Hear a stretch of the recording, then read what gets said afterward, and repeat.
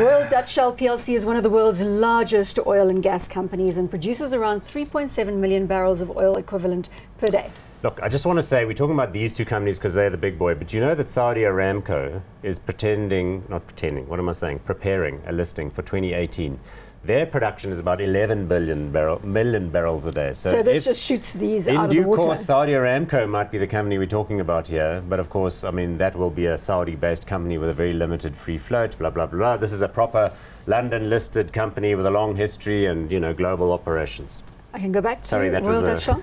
Market cap here, 180.8 billion, that is pounds, and yes. a PE of 49.7, dividend yield of 5.9%. Interesting dividend yield. Again, PE, very high PE. So guys really like this one for that dividend yield. I mean, there are not many companies listed that you can get almost a 6% yield, and a lot of the commentators and analysts reckon that's pretty doable. You know, the company, again, very, very similar to ExxonMobil, cutting costs, capex has been pulled back, free cash flow is going up. However, they did a really, really nice deal with a company recently, and that really managed to get their cash costs on the cheaper end of the curve. You know, BP was producing oil at an extremely high cost. By buying this company in the gas sector, they managed to keep that under. That's BG, sorry. I was about to say BP, but that wouldn't have worked. So it was BG. And that was a stellar buy for the company, which I think really helped invigorate its share price. So watching that closely, there are a few divestitures. I think about $30 billion. While you carry on chatting, let's just put the share price graph up. There we go. About 21, 22 pounds, coming off a low of about 13, 14 pounds. Again, coinciding directly with the oil price recovery in early 2016. But flat again, Bronwyn. Over the past 5 years, it hasn't been the best investment.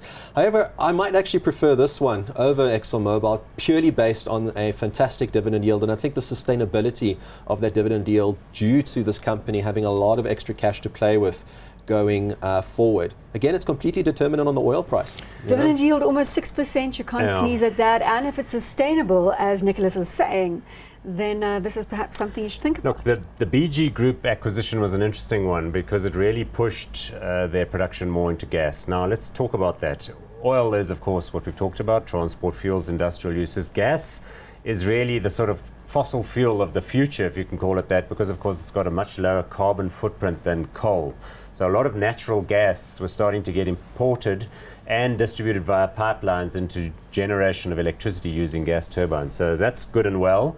However, it had followed the price of oil and it fell with the price of oil as well. So, you know, it's in a sense part of the same complex industry, but it did change the mix of all of the assets. It would be very difficult to extricate it from that relationship with the oil price. And often they're found together, so you get these gas fields which are found with a little bit of oil condensate and then lots of natural gas in the Gulf of Mexico and all these other places where they are operative. So let's call this one hot or not. I'm hot on this one. I like it.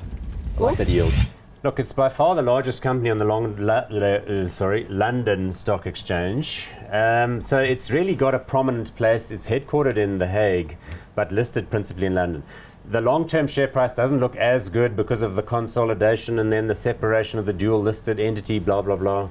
I don't know. I mean, it's got great asset diversification. It's big in Iraq. It's got lots of stuff going on there. The British seem to like the... It sounds as though you could swing to hot. Are we going to get a hot? I don't know. I'm going to come back to my overall view of the oil price, which is that it hovers and trends downwards, if anything, as China's consumption patterns change and so on. So I'm afraid I'm going to go not hot on this one. I thought you were going to come back to it later in the show, and that you need to really think about it.